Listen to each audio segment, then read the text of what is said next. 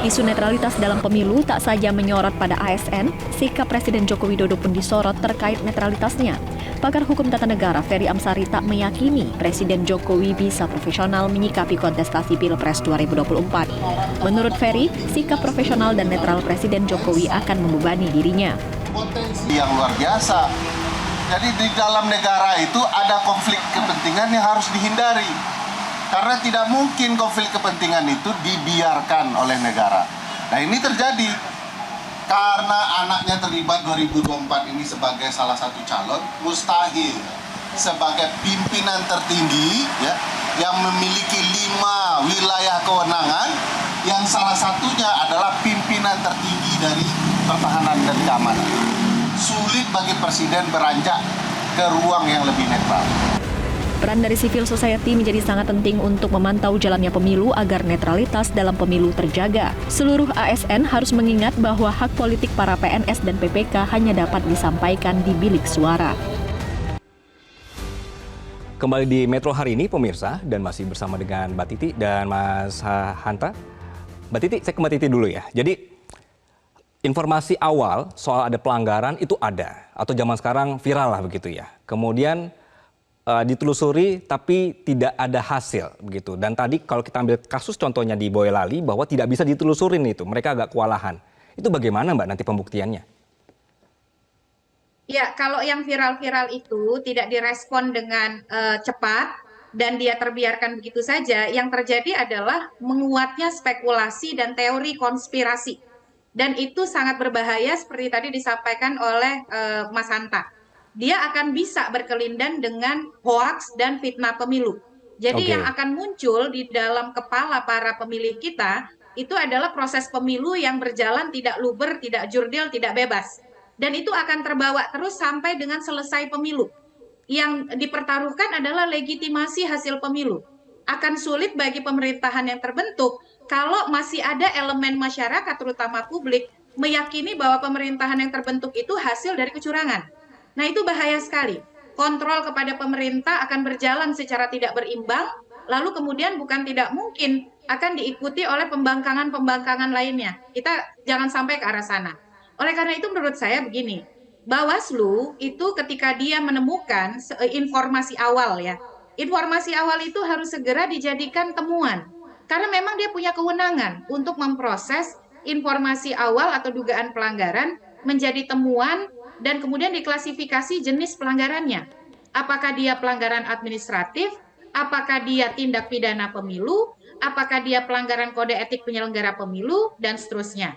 Nah, kalau memang ada keterbatasan, misalnya soal sarana-prasarana, teknologi informasi, untuk menelusuri siapa duluan yang memviralkan, itu kan bisa bekerja sama dengan aktor-aktor negara lain yang punya otoritas. Siapa itu?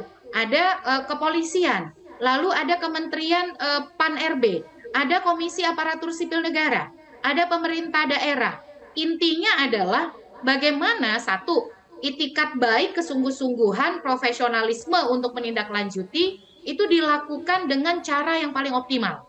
Melibatkan elemen-elemen negara lain, apalagi kan Presiden bilang, Presiden netral, lalu kemudian tidak akan berpihak. Oleh karena itu mestinya seluruh otoritas negara yang punya sumber daya, punya kemampuan, menopang kerja-kerja Bawaslu supaya tidak ada lagi kami kesulitan mengumpulkan bukti, kami tidak bisa menelusuri. Nah, itu yang kemudian menurut saya Bawaslu perlu menyegerakan dan mengefektifkan cara kerjanya. Karena kalau tidak, Mas Anggi, orang itu akhirnya tidak mau menempuh cara-cara formal.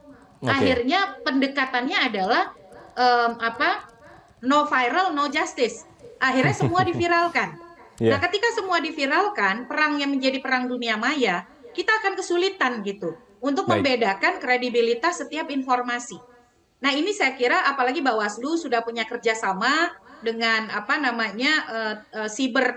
Mabes Polri begitu ya. Lalu juga Kemenkominfo, mereka juga sudah punya kerjasama dengan Komisi Penyiaran dan lain sebagainya. Bagaimana ini dikonsolidasikan sehingga kerja-kerjanya itu efektif. Kalau keseringan ada pelanggaran, lalu kemudian konklusinya adalah tidak bisa ditindak karena kurang bukti dan lain sebagainya, yang bisa timbul adalah distrust.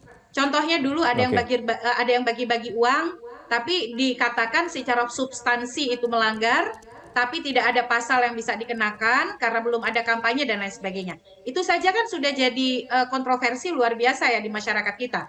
Nah, Iya, apalagi kemudian kalau ini bergulir terus, misalnya responnya tidak sigap, tidak cepat, yang akan muncul baik. adalah tadi seperti apa Mas Hanta sampaikan, setiap dari kita itu akan punya imaji atau kemudian punya persepsi yang bisa meragukan kredibilitas penyelenggaraan pemilu. Mbak Titi, Nah, maaf saya ini potong. yang bahayanya, ya Ya, bukan hanya berujung pada perselisihan hasil yang bisa terus-menerus muncul, bahkan sampai ke perselisihan hasil pemilu, eksesnya pada pemerintahan yang terbentuk pun bisa buruk begitu. baik. Tidak ada alasan tidak bisa ditelusuri, begitu ya Mbak ya. Mas Hanta, Presiden tadi Asal mau sempat. ya Mas Anggi ya, asal mau Oke, kalau mau. benar-benar netral, profesional gitu. Oke, nah itu dia poinnya, Mas Hanta, netral. Presiden bilang harus netral, tapi anaknya ikut nyapres. Yakin bisa netral, Mas? Iya, dari kalimat dua premis itu kan sulit ya. Satu sisi kita tahu presiden adalah kepala negara sekaligus kepala pemerintahan. Itu harus netral mutlak, berada di atas, berdiri di atas semua kekuatan politik kontestan. Itu normatifnya. Tapi secara realitasnya kan kita tahu juga beliau presiden juga adalah sekaligus Jokowi ya, Pak Jokowi ini presiden tadi. Pak Jokowi adalah aktor politik. Sebagai aktor politik, apa mungkin pertanyaan saya membiarkan Pak Prabowo, Mas Gibran kalah gitu pertanyaan saya. Apakah membiarkan Pak Mas Kaisang sebagai ketua PSI kalah gitu. Nah, yang bisa yang saya masuk di antara dua itu ya, di antara dua itu yang rasional pertimbangannya satu, bahwa Presiden Jokowi harus mempertimbangkan betul satu, Oke. secara politik elektoral kan bukan angkanya nggak kalah amat, nggak hanya 5% nomor 3. Kalau percaya dengan data-data survei, harusnya kan punya potensi menang. Nah, kalau Baik. punya potensi menang yang baik, masuk putaran keduanya sangat besar, maka kontrol permainannya supaya baik, supaya permainannya Oke, Mas. betul-betul berimbang, supaya permainan ini memiliki arena yang Fair ya, Mas memiliki ya? kepercayaan Oke. tinggi dan legitimasi yang tinggi. Nah, itu satu. Baik. Yang kedua, beliau juga harus mempertahankan tingkat kepercayaan publik. Kalau tingkat kepercayaan Oke, publik Mas. turun, nah itu berbahaya. Itu yang saya kira yang harus dijaga soal legitimasi tadi. Terakhir, Mas Anggi, saya kira publik dengan kritik ini ya kita menyuarakan, artinya publik, masyarakat itu masih percaya dengan Oke. sistem pemilu sebagai sirkulasi. Mas Hanta, maaf, waktunya sirkulasi atau durasinya pemilihan sudah nasional. terbatas. Kalau tidak percaya lagi, Iya. itu yang bahaya. Seperti Mbak Titi katakan tadi, kalau ada pembangkangan dan sebagainya, itu yang berbahaya. Ini yang kita ini percayakan, Mas ya, sebenarnya bahwa saya positif para untuk kepercayaan penyelenggara pada pemilu kita.